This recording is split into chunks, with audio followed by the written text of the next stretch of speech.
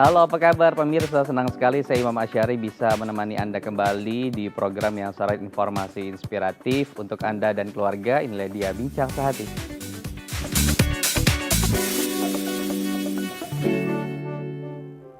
Pemirsa Bincang Sehati, seringkali orang tua menghadapi anak-anak yang sangat sulit untuk diberikan perintah atau lebih tepatnya melawan apa yang dikatakan oleh orang tua. Ini salah satu bentuk minimnya komunikasi atau buruknya komunikasi kita orang tua terhadap anak kita. Nah, penting sekali untuk kita orang tua membangun komunikasi yang positif kepada anak. Membangun hubungan positif ini seperti investasi yang harus kita mulai sejak dini. Seperti hal yang menabung harus dilakukan sedikit demi sedikit sampai nantinya kita bisa tuai, dan ini menjadi salah satu investasi kita sehingga anak-anak kemudian bisa dengan mudah kita berikan stimulus baik itu kognitif ataupun stimulus sosial lainnya. Nah, inilah yang menjadi topik kita pada hari ini, bagaimana membangun hubungan positif dengan anak. Tapi sebelum kita membahas topik tersebut, saya akan memberikan beberapa mitos atau fakta seputar tumbuh kembang anak. Yang pertama ada tentang perilaku tidak dapat diubah. Banyak anggapan di masyarakat bahwa perilaku anak-anak setelah mereka berusia 5 tahun ke atas atau tumbuh kembang setelah dewasa ini tidak dapat diubah. Nanti kita akan tanyakan apakah ini mitos atau fakta. Kemudian ada juga mainan sesuai gender. Nah, banyak sekali nih orang tua, bunda-bunda kita juga yang memberikan mainan sesuai dengan gender mereka.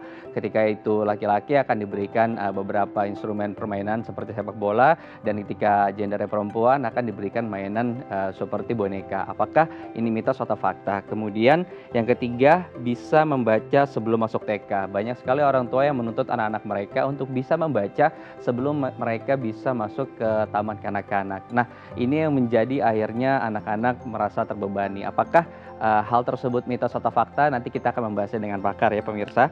Yang keempat, masih mengompol. Nah, ini banyak anggapan di masyarakat kita masih mengompol adalah sebuah masalah. Bahkan ada juga mereka yang sudah masuk usia sekolah masih saja ditemukan mengompol. Kita akan tanyakan nanti apakah ini mitos atau fakta. Yang terakhir, biasakan anak memakai tangan kanan. Untuk masyarakat di wilayah timur, khususnya di Indonesia, menggunakan tangan kanan adalah sesuatu yang baik itu untuk makan, memberi sesuatu. Kemudian apakah semuanya menggunakan tangan kanan itu baik? Ini mitos atau fakta, nanti kita akan membahasnya dengan pakar ya pemirsa. Nah, untuk Anda pemirsa yang ingin berpartisipasi dengan topik kita pada hari ini, bisa melalui nomor telepon kita di 021 290 32644 atau bisa DM melalui Instagram kami di @bincang_sehati.tv.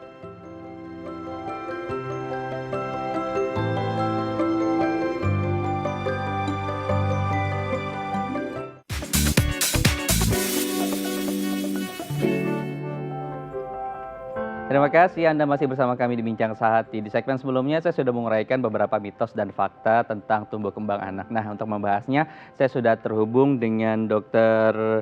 Eli Yulian selaku dokter spesialis anak dari RS Hermina Grand Wisata. Selamat pagi, Dr. Eli.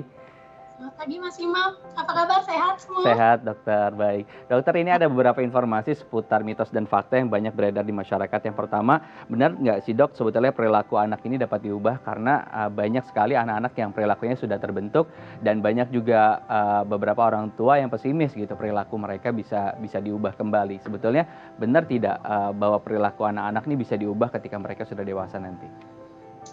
Ya, terima kasih. Jadi pada dasarnya Mas Imam, perilaku itu harus kita bedakan, apakah memang sudah terjadi ada dasarnya gangguan perilaku pada anak. Misalnya gangguan perilaku atau gangguan atensi yang terdapat pada anak-anak dengan suatu kondisi khusus, misalnya seperti anak-anak dengan gangguan hiperaktivitas, gangguan atensi, beberapa sindrom tertentu. Nah, gangguan perilaku tersebut bisa kita ubah dengan cara memberikan intervensi atau stimulasi di klinik tumbuh kembang. Demikian Mas Imam. Baik, seperti kami mempunyai pelayanan di Rumah Sakit Hermina Grand Wisata di klinik tumbuh kembang Mas Imam. Baik, jadi tergantung kasusnya ya, dan kemudian juga nanti stimulus yang diberikan juga berbeda ya, begitu ya Dokter Elia? Tapi mungkin ini Mas Imam, kalau perilaku yang terbentuk karena pola asuh atau faktor lingkungan anak, harusnya bisa dirubah Mas Imam. Oke, baik. Kemudian yang kedua ada informasi tentang benar atau tidak memberikan mainan kepada anak ini harus sesuai gender, karena di masyarakat kita ketika jenis kelamin anak-anak ini adalah laki-laki cenderung diberikan mainan yang memang bernuansa laki-laki. Terus kemudian jika anak tersebut perempuan cenderung diberikan mainan perempuan seperti misalnya memasak, terus kemudian boneka gitu. Ini mitos atau fakta sih sebetulnya untuk memberikan mainan sesuai gender, dokter? Ya, pada prinsipnya kita memberikan mainan pada anak tersebut kan untuk memberikan stimulasi dan input pemahaman tentang suatu objek untuk berkelanjutan keaktivitasan di anak. Nah, sebenarnya nggak masalah Mas Imam. Jadi mengenalkan juga pada anak perempuan bahwa yang mobil itu bisa digunakan sebagai alat transportasi, mempunyai roda bulat, berjumlah 4, itu kan merupakan suatu input-input untuk juga salah satu perkembangan bahasa dan kognitif anak. Jadi sebenarnya tidak perlu terlalu strictly dibedakan bahwa anak laki-laki hanya boleh bermain seperti ini, anak perempuan hanya boleh bermain seperti ini. Tapi prinsipnya semua itu diperkenalkan sambil diberi pengarahan, juga stimulasi dan input yang baik sebagai pengenalan objek dan fungsi si mainan tersebut, Mas Imam. Baik, jadi harus paham terlebih dahulu manfaat dari mainan tersebut ya, bukan membedakan berdasarkan warna atau jenis mainan gitu. Karena tadi itu memudahkan sebagai alat peraga untuk orang tua bisa mengenalkan suatu profesi ataupun hal-hal tertentu yang ada di lingkungan mereka. Kemudian untuk pembagian usia sebetulnya mainan ini perlu nggak sih dibagi berdasarkan gender usia, dokter? Prinsipnya gender dan usia itu kadang memang saling terkait ya Mas Imam ya. Tapi pada prinsipnya disesuaikan dengan kebutuhan stimulasi anak Mas. Jadi dalam artian kalau memang kita lihat anak yang memang baru di bawah 1 tahun yang mungkin hanya perlu stimulasi dengan bentuk warna dan bunyi, ya jangan diberikan mainan seperti mungkin yang ada ornamen-ornamen kecil yang mungkin berbahaya karena bisa tertelan. Jadi tetap sekali lagi kita sesuaikan dengan kondisi usia dan sesuai stimulasi perkembangan si anak tersebut Mas Imam. Jadi bisa dicerna oleh indera mereka yang saat itu masih aktif dan berfungsi gitu ya. Oke, baik. Kemudian Dr. Eli yang ketiga kita akan beralih ke informasi selanjutnya. Ini ada anggapan di masyarakat bahwa sebelum masuk TK atau taman kanak-kanak ini harus wajib dan bisa membaca. Ini mitos atau fakta? Karena akhirnya orang tua memaksakan diri anak-anak mereka untuk bisa membaca sebelum masuk ke jenjang pendidikan tertentu. Ya, betul Mas Imam. Jadi memang terjadi beberapa pergeseran belakangan ini. Jadi terkadang melupakan periode 1000 golden period dari anak Mas Imam. Karena anak itu sebenarnya 1000 hari pertama kehidupannya itu adalah harus kita berikan stimulus berupa pola asa, asi, dan asuh. Bukan langsung belajar ke arah akademis untuk belajar calistung atau membaca, menulis, dan berhitung. Nah, pergeseran yang terjadi di masyarakat adalah bahwa sudah saat PAUD atau TK yang harusnya diisi dengan bermain, membangun interaksi sosial, mereka belajar mengenali emosi, bermain bersama teman sebaya, malah diisi dengan akademis yang diharuskan belajar membaca, menulis, atau berhitung. Jadi sebenarnya kembalikan lagi kepada kondisi anak. Ada anak yang memang punya basic IQ atau intelijensinya di atas rata-rata, dia mungkin sudah memahami di usia segitu dan dia butuh lebih, itu boleh. Tapi jangan menyamaratakan anak. Semua anak dipaksa untuk belajar membaca, menulis, berhitung, yang ada akhirnya anak itu akan frustasi karena kehilangan masa bermain-bermain di saat-saat seperti itu Mas Imam. Jadi sebaiknya kembali lagi menjadilah orang tua yang bijak. Kembali lagi untuk mempelajari bahwa mitos atau fakta ini sesuaikan dengan kondisi dan kebutuhan anak tersebut Mas. Baik, jadi instrumen rapornya harus disamakan dulu, jangan terlalu ditinggikan seperti tadi gitu. Karena tadi anak-anak masih membutuhkan stimulus yang lain, karena emosional mereka juga harus tetap diperhatikan. Dan tadi ya beberapa stimulus untuk mereka supaya tangan dan kegiatan fisik lain juga perlu diperhatikan gitu. Oke, baik dokter, kita ke informasi selanjutnya. Ini ada anggapan bahwa masih mengompol adalah sebuah masalah. Benar nggak sih dok sebetulnya kalau mengompol itu masih sebuah masalah? Karena banyak sekali ditemukan setelah masuk sekolah, bahkan sampai dengan usia SMP masih ada saja anak-anak yang didapati mengompol oleh orang tuanya. Ini sebuah masalah, benarkah atau hanya mitos saja? Ya, betul Mas Imam. Sebenarnya kita sebagai orang tua juga harus peka dengan kondisi anak. Mengompol itu atau kita sebut enuresis itu kan ada 2 macam, yaitu memang yang primer atau sekunder. Nah, anak-anak itu sering mengalami ngompol atau enuresis itu yang primer karena dia terlambat masalah toilet training yang sering Mas Imam. Jadi Anak-anak itu juga bisa dari masalah toilet training yang terlambat atau belum berhasil, kemudian kebiasaan orang tua yang nggak mau kotor, nggak mau ribet, tetap memakaikan pampers walau sudah masuk usia TK, dan faktor psikologis seperti cemas, takut, depresi pada kondisi lingkungan yang anak alami. Nah, mengompol sampai usia 5 tahun, memang secara medis masih kadang kita anggap normal. Tapi setelah usia 5 tahun, kita sebaiknya segera berdiskusi dengan dokter atau dokter anak atau tim medis lainnya, karena kita harus mencari sebab. Apakah ada penyakit infeksi saluran kencing yang mendasari, atau memang ada masalah psikologis yang harus dibenahi.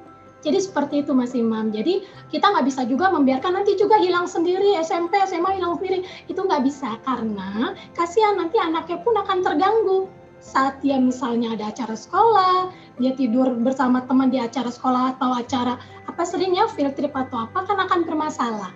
Nanti kami sebagai tim medis yang akan membantu mencari basicnya atau solusinya untuk tata laksana si anak tersebut Mas Imam. Jadi jangan ditunggu sampai hilang sendiri ya Mas Imam dan para orang tua yang bijak semua. Demikian. Jadi harus dikonsultasikan kepada ahlinya, dan tadi ada batasan usia tertentu yang disebutkan oleh Dr. Eli. Kemudian untuk anak-anak sendiri, usia berapa sih sebetulnya dok sudah harus diajarkan agar mereka bisa membuang ke toilet, membuang hadas mereka sendiri di toilet secara mandiri? Ya, kita sudah rekomendasi di usia 2 tahun sudah mulai kita melatih untuk toilet training.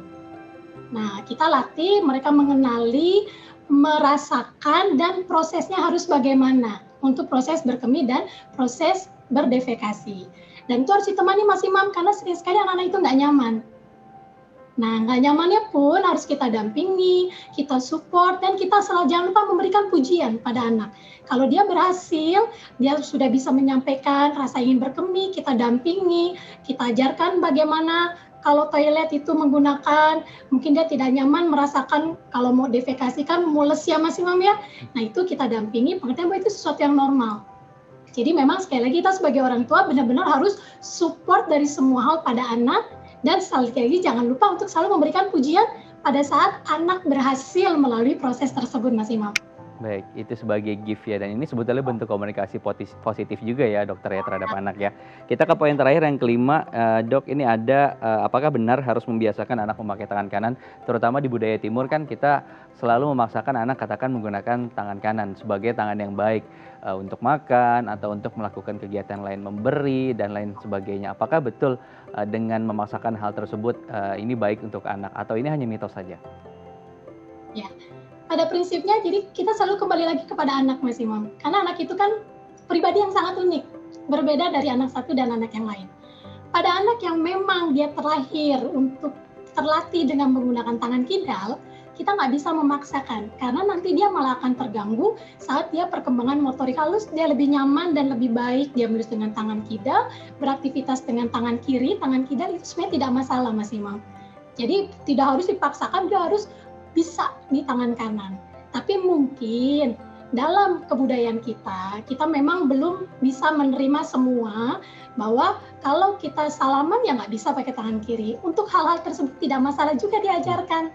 Jadi khusus misalnya untuk memberi, bersalaman dengan yang lebih tua, itu memang tetap kita sarankan dengan menggunakan tangan kanan. Tapi kalau untuk beraktivitas yang memang dia nyaman dan dia dominan menggunakan tangan kiri, itu juga sebenarnya tidak jadi masalah. Karena itu yang paling optimal untuk perkembangan si anak tersebut, Mas Imam.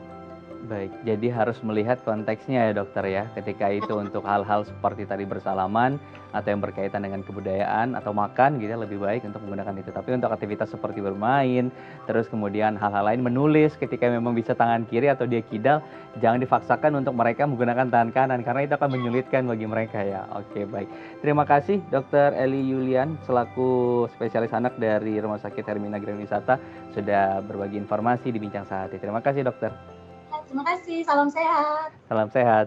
Baik, pemirsa itu tadi dia pembahasan mitos dan fakta seputar tumbuh kembang anak, dan kita di segmen berikutnya akan membahas tentang bagaimana membangun komunikasi positif dengan anak. Untuk Anda yang ingin berpartisipasi bisa menghubungi nomor kami di 021 290 32644 atau bisa melalui Instagram kami di @bincangsahatidai.tv.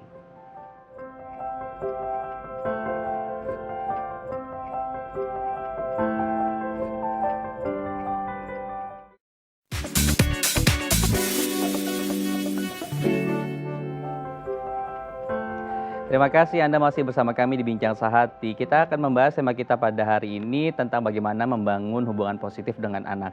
Nah, ini seperti yang sudah saya sampaikan bahwa membangun hubungan positif ini adalah sebuah investasi yang harus kita mulai dan kita berikan sedini mungkin agar nanti anak-anak juga bisa terstimulus dengan baik sehingga komunikasi kita dengan anak sangat baik. Apa yang ingin kita sampaikan, apa yang ingin kita harapkan dari anak bisa anak-anak kita jalankan dengan baik. Nah, untuk membahasnya bagaimana membangun hubungan positif yang baik dengan anak, saya akan membahas bersama dengan pakar, yaitu ada Ibu Denrich Suryadi selaku psikolog. Selamat pagi, Bu Denrich. Ya, selamat pagi Mas Imam. Baik, Bu Denrich, ini kita tahu bahwa membangun hubungan positif dengan anak tuh sangat penting sekali ya bagi orang tua, bahkan tidak hanya orang tua gitu ya. Untuk guru-guru dan beberapa keluarga lain juga perlu membangun hubungan positif tersebut. Nah, sebetulnya secara penjelasan seperti apa sih hubungan positif itu gitu? Apa sebetulnya indikator-indikator bahwa hubungan itu positif untuk anak? Apakah kedekatan orang tua itu sudah termasuk hubungan positif atau itu belum cukup disebut dengan hubungan positif? Oke, ya sebenarnya hubungan positif ini lebih digambarkan seperti hubungan yang sudah akan dibangun antara orang tua dan anak, dan ini biasanya hubungannya dibangun dari sejak dini dan yang pastinya akan memberikan dampak yang positif terhadap kesejahteraan psikologis anak. Nah, dari definisi hubungan positif ini pastinya yang namanya faktor kedekatan orang tua dan anak itu hanya merupakan salah satu saja indikatornya atau salah satu aspek nih Mas Imam. Oke, jadi itu hanya pintu masuk saja ya, Bu Denrich. Nah, kemudian ketika sudah dekat dengan anak, bagaimana memupuk hubungan positif tadi? Komunikasi positif seperti apa saja yang bisa kita lakukan untuk menstimulus anak-anak tadi agar tadi hubungan positif kita dengan anak bisa terjalin dengan baik, Bu? Ya, pastinya kalau komunikasi positif itu kita akan bicara tentang bagaimana cara kita sebagai orang tua itu memberikan, menghantarkan atau mentransfer hal-hal yang sifatnya positif ke anak. Misalnya dimulai dari contoh yang positif, kemudian juga bagaimana ada kedekatan secara emosional yang juga sangat dekat, sehingga orang tua dan anak sama-sama saling merasa nyaman ketika berdekatan secara fisik maupun secara emosional. Nah, ya ini sih sebenarnya sih lebih ke bagaimana orang tua itu bisa memberikan hal-hal yang positif ya mungkin dari perkataan yang dilontarkan, yang diucapkan, kemudian juga bagaimana memberikan contoh yang positif bagi anak. Jadi supaya si anak itu bisa melihat hal-hal yang positif dalam hubungannya dengan orang tua. Baik. Komunikasi positif itu cukup dengan kalimat baik yang kita sampaikan kepada anak gitu, atau ada cara tertentu atau indikator tertentu? Karena ketika kita berbuat baik itu kan dan menyampaikannya secara lisan, apakah itu bentuk komunikasi positif sebatas itu saja atau perlu juga perilaku-perilaku kita yang diperbaiki agar tadi ini kan sebagai bentuk komunikasi ya, nonverbal seperti itu. Apakah itu juga penting? Ya, pastinya penting ya Mas Imam ya, karena memang ada yang namanya verbal dan non-verbal. Jadi seperti yang tadi saya katakan bahwa tidak hanya sekedar mengantarkan kalimat-kalimat yang positif, tapi juga dalam segi perilaku, artinya dalam segi contoh. Misalnya ketika kita berkomunikasi dengan anak, isinya sudah positif, namun cara kita juga perlu positif.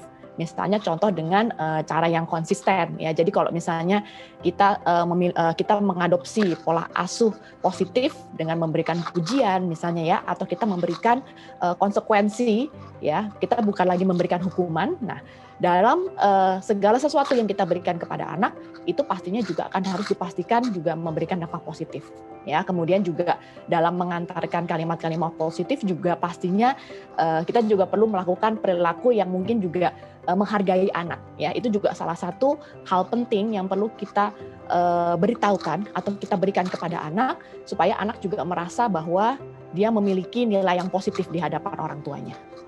Baik, jadi pemilihan kata itu sangat penting ya. Bagaimana kita menyampaikan satu informasi kepada anak-anak, terutama tadi ya, hukuman bisa diganti menjadi konsekuensi. Terus juga larangan bisa tidak perlu menggunakan kata jangan, bisa menggunakan kalimat lain ya.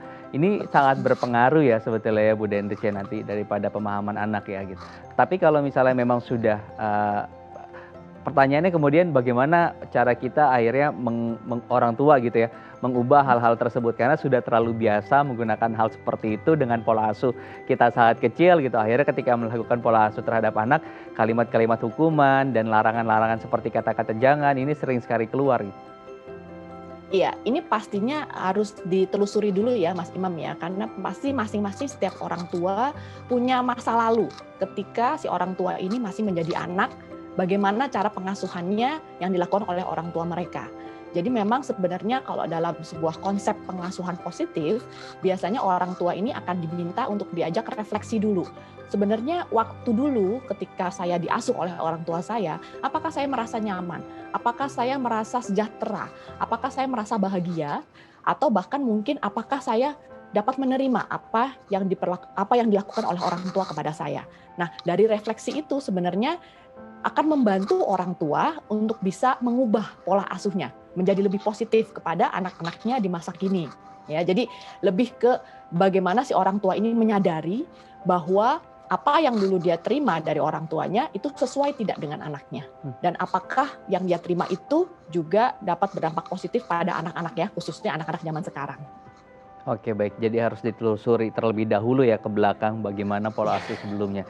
Kita akan lihat beberapa pertanyaan dari Instagram kita. Ada @selvia_puan menanyakan, saya adalah orang tua tunggal dengan 2 anak, 11 dan 8 tahun. Nah, 2 tahun ini saya berhubungan dekat dengan sahabat almarhum suami saya.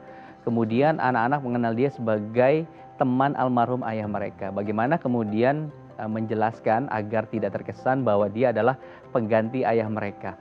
Nah, ini sensitif sekali sebetulnya. Oke, terima kasih Bu Sylvia Puan telah berbagi informasi. Saya akan ke Bu Denrich. Nah, dari pertanyaan Bu Sylvia ini, bagaimana cara kita mengkomunikasikan dengan baik kepada anak perihal tadi ketika ayah mereka meninggal, terus kemudian ada sahabat almarhum. Bagaimana cara kita mengkomunikasikan agar tidak salah paham anak-anak tersebut menganggap bahwa itu adalah ayah mereka? Iya, ini sebenarnya juga bagian dari komunikasi positif nih Mas Imam. Jadi kita sebagai orang tua sebaiknya tidak langsung mengambil kesimpulan. Apalagi ini menyangkut tentang bagaimana perasaan dan pikiran anak. Jadi untuk secara lebih positif kita sebaiknya menanyakan dulu kepada anak-anak apa yang mereka lihat dari sosok sahabat almarhum ayahnya ini, gitu ya. Apakah mereka merasa nyaman? Apakah mereka memiliki harapan tertentu? Nah, ini kan sebenarnya penting ya, ada harapan. Nah, dari apa yang dikatakan oleh anak-anak, karena kalau dari usianya mereka sudah bisa cukup banyak bisa diajak berkomunikasi ya, diajak berbicara tentang ekspresi perasaan mereka dan pikiran mereka. Nah, dari situ baru kita bisa melihat bagaimana cara kita untuk menjelaskan bahwa ini adalah statusnya, posisinya adalah sahabat gitu ya, sahabat dari almarhum papa gitu ya, atau ayah. Jadi, nah kalian harusnya begini. Nah, jadi ada komunikasi timbal balik, bertanya dulu, konfirmasi dulu, baru setelah itu kita baru bisa merumuskan, kita baru bisa membuat sebuah kesimpulan yang akhirnya bisa kita jelaskan kepada anak-anak dengan secara baik. Gitu. Jadi jangan langsung menerka-nerka ya, alias kita menganggap bahwa apa yang dipikirkan anak atau yang dirasakan anak itu adalah sama seperti apa yang kita pikirkan. Begitu Mas Imam. Baik. Ada juga kasus seperti ini Mbak Dendes, ini kan usianya 8-11 tahun ya. Ada yang lebih muda begitu ya. Sekitar misal 2-3 tahun atau katakanlah masih usia 1 tahun. Kognitifnya tidak terlalu bagus. Nah, di usia berapa baru kita bisa menyampaikan atau mengkomunikasikan tentang perbedaan hal tersebut gitu? Iya, biasanya sih idealnya sih mungkin kita pakai standar yang paling umum itu mungkin anak SD ya, jadi sekitar 6 tahun ke atas sudah bisa gitu ya. Cuman memang dari umur yang usia 6 tahun sampai 8 tahun ini pastinya akan ada perbedaan pola pikir ya. Pastinya 8 tahun jauh lebih mungkin bisa diajak timbal balik, diajak ngobrol, diajak tanya jawab gitu ya. Selain kan mungkin yang anak kelas 1 ini atau 6 SD ini mungkin masih cenderung lebih pasif. Tapi tidak apa. Sebenarnya kalau saya melihat anak-anak zaman sekarang itu jauh lebih cerdas ya, dan mereka juga pastinya akan lebih mampu menyerap hal-hal baru yang mungkin dikomunikasikan oleh orang tua kepada mereka. Jadi boleh dicoba. Sebenarnya standarnya kelas 6 SD sudah oke kok Mas Imam. Oke, dan ini kasusnya bisa juga digunakan untuk mereka yang mengalami perceraian dalam rumah tangga untuk bisa menjelaskan kepada anak-anak. Yang usia tadi yang disebutkan oleh Mbak Denrich adalah usia yang mungkin tepat untuk mereka bisa mengkomunikasikan secara positif hal atau informasi tersebut. Baik, kita ke pertanyaan selanjutnya Mbak Denrich. Ini kan sebetulnya untuk komunikasi atau membangun hubungan positif itu tidak bisa hanya dari kita orang tua terhadap anak, tapi juga lingkungan juga harus bisa memberikan support gitu ya. Nah, katakan di keluarga saja gitu. Ada orang tua, ada ayah dan ibu. Terus kemudian bagaimana peran om, tante, terus kemudian juga kakek, nenek ketika mereka memang tinggal di satu rumah yang sama. Apa yang perlu kita sebagai orang tua komunikasikan kepada keluarga sekitar kita agar tadi pola komunikasi dan pola asuh positifnya sama gitu yang mereka berikan juga kepada anak-anak ketika kita mungkin tidak di rumah bersama mereka. Iya, ini tantangan yang terbesar nih Mas Imam memang ya, karena memang kalau di Indonesia banyak sekali yang memang tinggalnya beramai-ramai ya dengan keluarga besar. Yang pastinya ini yang paling diperlukan dan pastinya juga harus ada dalam keluarga tersebut adalah konsistensi ya dan juga kekompakan seluruh anggota keluarga untuk bisa menyepakati satu model pola asuh ya. Misalnya contoh tadi ya pola asuh yang positif.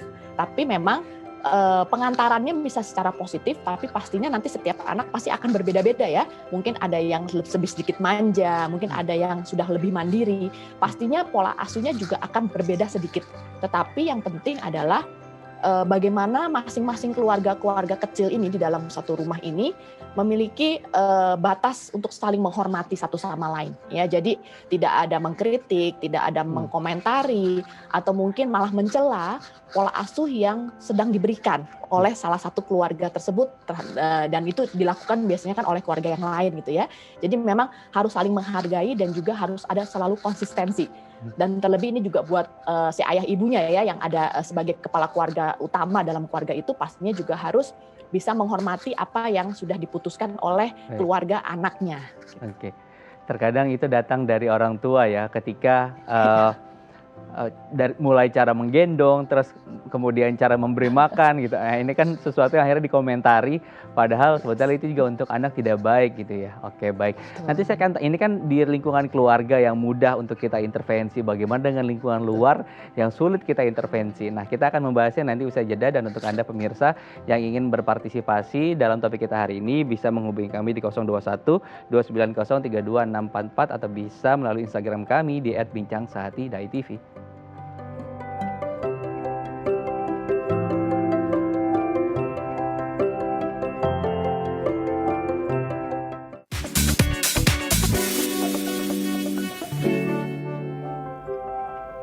Terima kasih Anda masih bersama kami di Bincang Sehati. Pada segmen sebelumnya kita sudah membahas bagaimana intervensi yang bisa dilakukan oleh orang tua terhadap lingkungan sekitar, terutama untuk om, tante, dan juga orang tua mereka, kakek, nenek, agar tadi komunikasi positifnya sama yang diberikan oleh mereka, oleh kita terhadap anak-anak. Nah, kemudian bagaimana cara kita orang tua agar mengontrol tadi komunikasi positifnya atau hubungan positif secara eksternal, karena anak-anak juga tidak beraktivitas di dalam rumah saja, tapi juga mereka akan berinteraksi sosial dengan tetangga mereka, dengan teman-teman mereka di sekolah ataupun di lingkungan rumah. Nah, kita kembali berbincang dengan Mbak Denrich Suryadi selaku MPSI psikolog.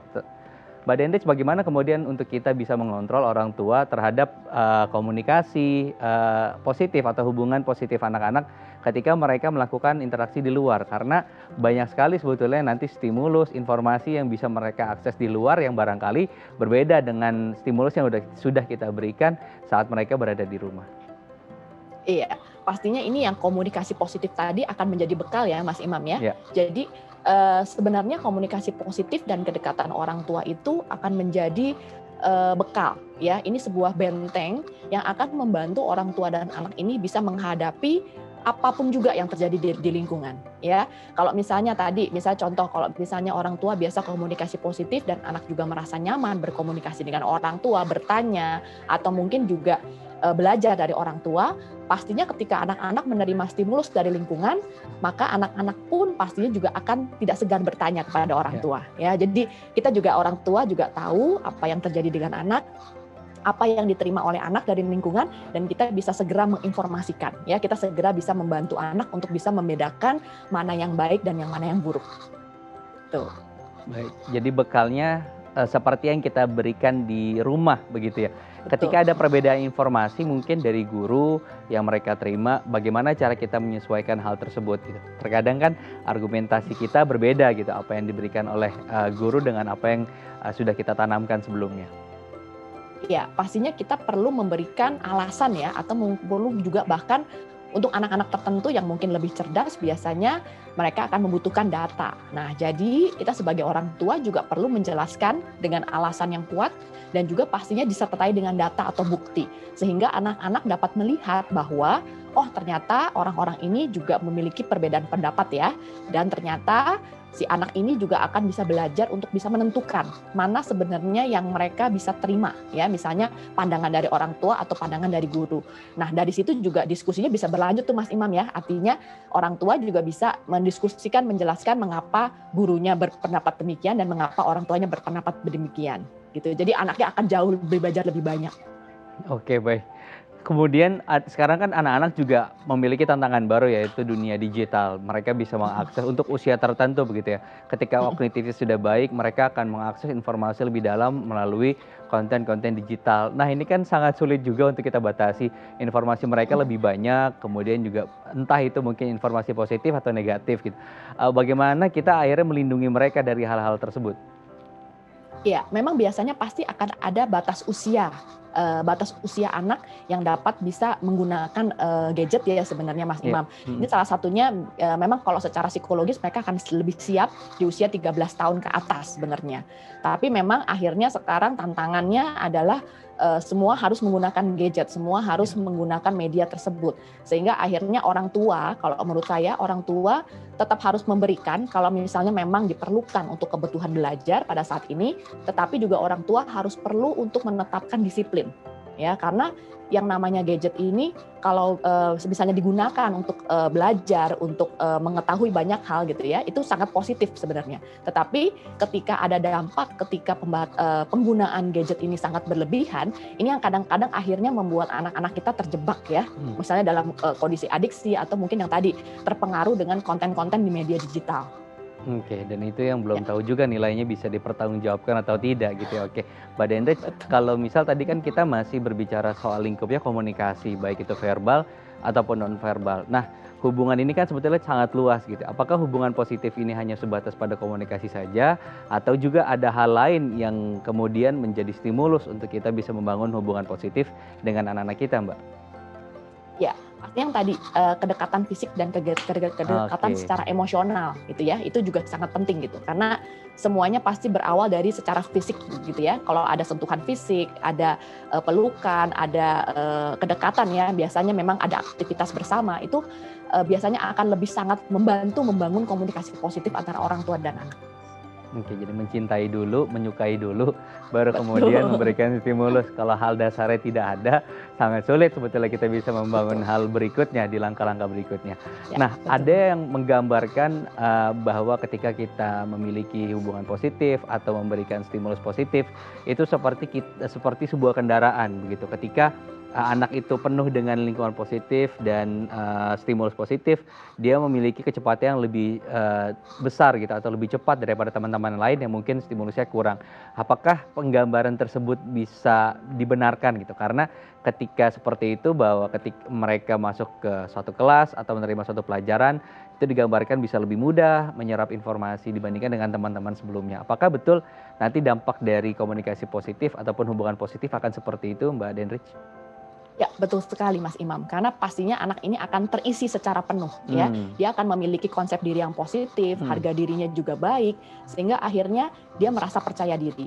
Dan pastinya modal percaya diri ini kan sesuatu yang positif ya, balik lagi ya. Nah, ini yang akan membantu si anak untuk mampu mengembangkan diri, mencoba segala sesuatu, dan pastinya juga keinginan untuk belajar lebih banyak.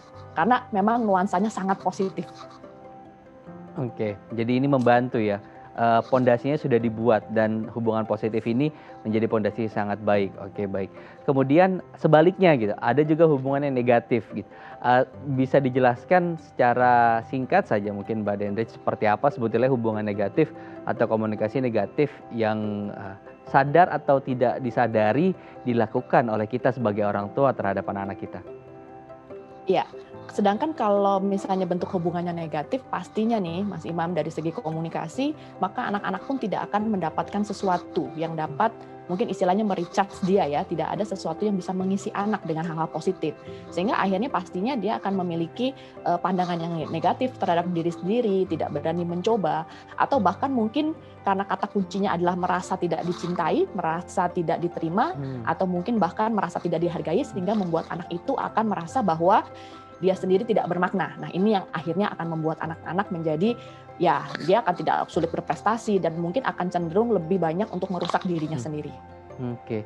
Apakah hubungan positif ataupun sebaliknya gitu, itu akan selalu datang dari orang tua? Katakan misal untuk beberapa kasus anak-anak juga tidak memiliki orang tua yang utuh. Mereka hanya memiliki satu pasang ataupun tidak memiliki keduanya gitu. Apakah dengan ketidakhadiran orang tua tersebut akhirnya secara otomatis menjadikan anak itu memiliki stimulus yang negatif? Ya, sebenarnya kalau misalnya tidak memiliki figur orang tua, sebenarnya figur-figur tersebut bisa digantikan dengan orang lain ya, misalnya dengan pamannya atau mungkin juga dengan bibinya gitu ya.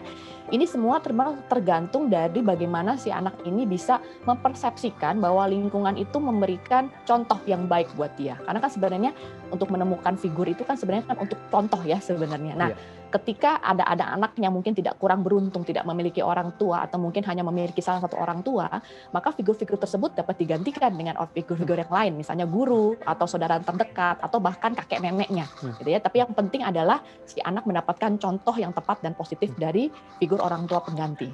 Oke, lingkungan balik lagi begitu ya. Oke, Betul. baik. Kemudian ini kan kalau kita bicara tadi sudah tentang positif, terus kemudian juga negatif. Bagaimana ada orang tua yang kemudian khawatir gitu ketika menempatkan anak kepada lingkungan yang negatif. Ada juga orang tua yang merasa optimis ketika menempatkan anak pada lingkungan yang negatif gitu. Karena mereka yakin bahwa pendidikan yang sudah diberikan sangat baik dan kuat dan anak-anak pun stimulusnya bagus. Bagaimana membedakan kedua hal tersebut? Kekhawatiran tersebut sebetulnya datang dari kita sendiri atau ada cara ukur gitu yang bisa digunakan oleh kita sebagai orang tua bahwa anak ini siap memasuki lingkungan seperti apapun? Iya. Nah, ini pastinya sebenarnya kalau orang tua sudah merasa bahwa dia sudah memberikan bekal yang cukup bagi anak ya untuk bisa menjaga dirinya sendiri melalui tadi ya rasa percaya diri yang baik, kemudian juga seberapa positif dia memandang dirinya, maka pastinya si orang tua ini seharusnya yakin dan percaya juga kepada anaknya bahwa kemanapun anak ini akan melangkah, kemanapun dia akan bergaul, maka anak ini dapat menjaga dirinya sendiri gitu. Jadi memang sebenarnya biasanya kalau ada orang tua yang takut anaknya begini, takut anaknya begitu ya ketika masuk dalam lingkungan tertentu atau lingkungan baru, itu biasanya karena mungkin orang tuanya sendiri itu tidak percaya diri dengan anaknya. Dia tidak percaya dengan anaknya atau mungkin tidak percaya diri dengan pola asuh yang selama ini dia lakukan. Nah, artinya orang tua juga harus kembali lagi refleksi nih Mas Imam, apakah dia sendiri sudah nggak menerapkan atau memberikan bekal yang cukup bagi anak untuk bisa mencoba lingkungan-lingkungan yang ada di sekitar mereka. Oke, jadi yang harus dilakukan adalah kita sebagai orang tua melakukan refleksi, bukan atau ada tes-tes singkat saja gitu yang bisa digunakan oleh kita orang tua mengetahui bahwa oh anak ini siap memasuki lingkungan yang baru. Ada tidak sih seperti itu, Mbak Dendrich? Ya, sebenarnya kalau sekarang tesnya gampang ya, tesnya mudah. Mulai dari bagaimana anak-anak ini mensikapi hal-hal yang terjadi melalui gadget mereka misalnya, atau melalui tayangan televisi atau film, betul. Karena ketika mereka, katakanlah ketika kita menonton film bersama atau ketika kita coba melihat sosial media di mana gitu atau berita dimanapun, kita lihat tanggapan anak seperti apa. Nah, ketika anak ini bisa menanggapinya dengan positif atau mungkin dia memiliki pola pikir yang sangat kritis, itulah artinya kita sebagai orang tua perlu untuk memberikan kepercayaan kepada anak. Oke, baik. Jadi intelligence dan juga emosional mereka sudah terbentuk di rumah, mau masuk ke wilayah manapun, mereka bisa melakukan adjustment. Adjustment-nya dalam arti melakukan adjustment yang positif. Atau bahkan lebih baiknya lagi mereka bisa mempengaruhi lingkungan yang semula negatif menjadi positif seperti dia gitu. Oke, baik. Menarik sekali sebetulnya perbincangan kita hari ini. Kemudian pertanyaannya banyak orang tua yang akhirnya memikirkan tools-tools yang terlalu berat gitu ya, misalnya toolsnya harus menggunakan mainan tertentu, mainan edukatif tertentu yang harganya mahal, atau toolsnya memasukkan anak-anak sejak usia 2 tahun ke tempat pendidikan atau playground yang mahal gitu agar tadi lingkungannya bisa terbentuk positif. Apakah hal seperti itu perlu Mbak Dendrich dilakukan oleh para orang tua kita? Ya, ini sebenarnya tergantung dari anak-anak ya. Kadang ada anak-anak yang memang sangat aktif ya, kemudian juga dia sangat memerlukan stimulus fisik. Jadi mungkin di usia dini dia bisa dimasukkan ke sekolah yang mungkin lebih banyak mengutamakan aktivitas fisik ya. Tapi juga ada anak-anak yang senang bersosialisasi atau mungkin ingin melihat kakaknya yang sudah bersekolah gitu ya. Dia pengen juga ketemu teman-teman. Nah, itu kadang-kadang dengan pertimbangan demikian, jika anak merasa nyaman atau mungkin anak yang menginginkan, "Ma, aku mau sekolah." Nah, itu akan sangat bagus ya. Artinya kita sangat mendukung apa yang diinginkan oleh anak, dan mungkin bisa jadi anak memang memiliki kelebihan di bidang sosial atau mungkin di bidang kinestetik yang terkait dengan aktivitas fisik tadi gitu. Jadi kalau saya bilang tergantung dari orang tua.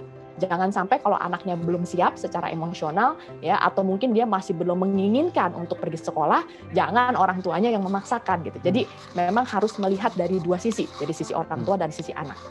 Oke, dan tadi itu juga harus ada stimulus untuk menumbuhkannya ya, bagaimana menumbuhkan Betul. keinginan positif tadi gitu. Tidak mungkin serta-merta anak-anak tiba-tiba ingin bersekolah kalau tidak kita sampaikan hal-hal positif tentang apa sih serunya bersekolah gitu. Oke, baik. Iya, betul. Kita harus jeda dulu Mbak Dendris, nanti kita akan bahas lagi tentang bagaimana membangun hubungan positif dengan anak-anak. Dan untuk Anda pemirsa jangan kemana-mana, tetap bersama kami di Bincang Sehati.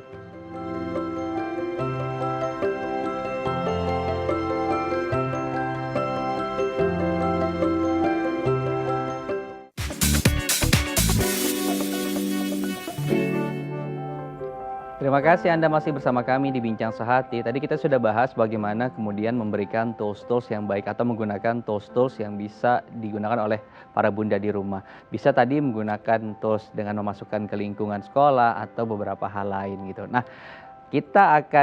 pada segmen ini kita akan memberikan beberapa tips dan juga akan membahasnya seperti apa tips-tips yang bisa digunakan oleh bunda. Yang pertama adalah mengobrol nih, Bu Dendrich. Nah, mengobrol ini dalam bentuk apa ya? Apakah mengobrol tadi harus selalu yang komunikasi positif atau ada waktu-waktu tertentu yang harus kita luangkan untuk kita bisa mengobrol dengan anak-anak atau seperti apa? Iya, sebenarnya yang namanya ngobrol itu bisa kita lakukan dua jenis ya tadi ya Mas Imam. Pertama, bagaimana ketika kita selalu terus untuk menjalin komunikasi ya, khususnya ketika kita juga perlu memberikan sesuatu yang positif buat anak kita. Dan memang dari komunikasi ini maka anak bisa langsung merasakan apa yang sedang dipikirkan atau dirasakan oleh orang tuanya. Misalnya contoh ketika kita merasa bangga, maka kita akan memuji anak. Kemudian juga kita perlu juga untuk meluangkan waktu ya, alias mungkin waktu berkualitas bersama anak-anak, mungkin ketika akhir pekan, untuk bisa kita mendiskusikan apapun juga yang mungkin setelah mereka lalui atau mereka mungkin ingin bercerita. Nah, di situ kita perlu untuk memiliki keterampilan juga untuk mendengarkan sebagai orang tua. Baik. Kemudian yang tips kedua ada sentuhan kasih sayang. Nah, ini yang menjadi awal ya sebetulnya sentuhan kasih sayang menjadi dasar kita pertama gitu untuk memulai komunikasi positif atau membangun hubungan positif. Nah, ini mungkin bisa dijelaskan secara singkat kembali seperti apa sih sebetulnya sentuhan kasih sayang awal yang harus kita berikan kepada anak-anak? Ya, sentuhan ini bisa sifatnya fisik maupun psikologis juga nih Mas Imam. Jadi kalau yang fisik mungkin memang lebih dari bagaimana kita menggandeng, kita menyentuh, kita membelai, kemudian juga kita memeluk atau merangkul. Ini sebenarnya mungkin telah kita lakukan selama anak-anak masih bayi dulu ya, sejak bayi mungkin kita gendong. Sebenarnya itu semua sentuhan fisik ya. Dan ketika mereka sudah mulai dewasa pun memang akhirnya mereka tetap membutuhkan hal-hal yang mungkin sentuhan fisiknya berubah ya fungsinya ya, tidak lagi menggendong gitu, tapi cukup membelai atau menggandeng atau mungkin menepuk bahu misalnya ya. Tetapi juga ada yang namanya sentuhan secara psikologis. Artinya kadang-kadang ada anak-anak yang tidak suka atau mungkin tidak menikmati, tidak nyaman dengan sentuhan secara fisik. Maka biasanya mereka memerlukan sentuhan psikologis yang artinya mungkin lebih banyak bentuknya ke yang tadi, seperti pujian tadi, atau mungkin kadang-kadang dia mungkin lebih suka kalau misalnya dibuat masakan kesukaan dia, kemudian juga atau mungkin dia didampingi ketika belajar online misalnya. Nah, itu hal-hal yang mungkin bisa menyentuh si anak, tanda kutip menyentuh si anak. Baik, kemudian tips berikutnya adalah menanyakan pendapat dan saran. Nah, kalau tadi kan kita banyak memberikan stimulus. Nah, kita juga harus mendengarkan ya. Seberapa penting sih sebetulnya kita mendengarkan apa komentar atau argumentasi anak-anak? Ya, karena dengan mendengarkan anak sebenarnya kita artinya bisa menerima pendapat dan bahkan juga kita akan memperhatikan apa yang sedang dia pikirkan dan dia rasakan. Itu sebenarnya dengan mendengarkan itu menunjukkan bahwa orang tuanya peduli sebenarnya dan juga perhatian terhadap apapun yang ingin dia ceritakan. Jadi memang kalau yang namanya mendengarkan itu memang kadang-kadang sulit ya, karena kita harus mendengarkan dari awal sampai akhir tanpa berkomentar sama sekali.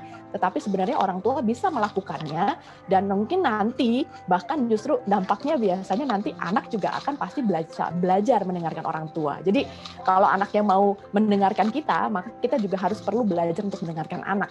Ini sebagai timbal balik sebenarnya, Mas Imam. Baik, kemudian yang selanjutnya adalah penuhi kebutuhan anak. Nah, ini agak kontradiktif sebetulnya, memenuhi kebutuhan anak dalam arti apa begitu ya? Apakah yang harus kita penuhi dalam kebutuhan konsumsi mereka atau kebutuhan psikologis mereka, mainan dan lain sebagainya, atau kebutuhan seperti apa sebetulnya yang harus kita pertama kali perhatikan untuk memenuhi kebutuhan anak ini, Bu Denrich? Ya, mungkin kalau saya melihat konteksnya adalah memenuhi kebutuhan anak yang mungkin lebih banyak secara psikologis ya. Karena memang kalau secara fisik pastinya itu akan relatif, tergantung dari kemampuan orang tua. Tetapi sebenarnya yang perlu itu adalah kebutuhan secara psikologis. Misalnya contoh yang tadi, rasa ingin diterima, rasa dicintai, rasa ia dihargai dan dia juga diakui dalam keluarga, itu hal-hal yang sangat penting terhadap anak ya, sehingga si anak ini juga akan bisa mengalami banyak perasaan-perasaan yang positif, banyak hal-hal yang positif sehingga dia juga bisa bertumbuh dengan baik.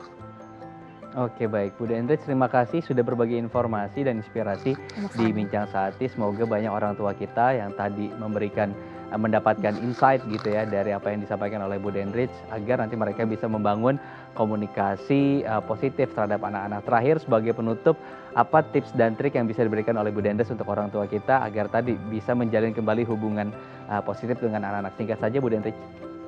Ya, pastinya kalau kita semua mampu berkomunikasi dan menjalin hubungan yang positif dengan anak, maka pastinya kita juga akan memperoleh hal-hal positif dalam rangka pengasuhan kita terhadap anak. Itu sudah seperti timbal balik, dan yang mungkin perlu diingat adalah orang tua itu adalah cerminan anak. Jadi kalau mau anaknya positif, orang tuanya juga harus positif. Oke, baik. Terima kasih, Bu Denrich. Sama-sama.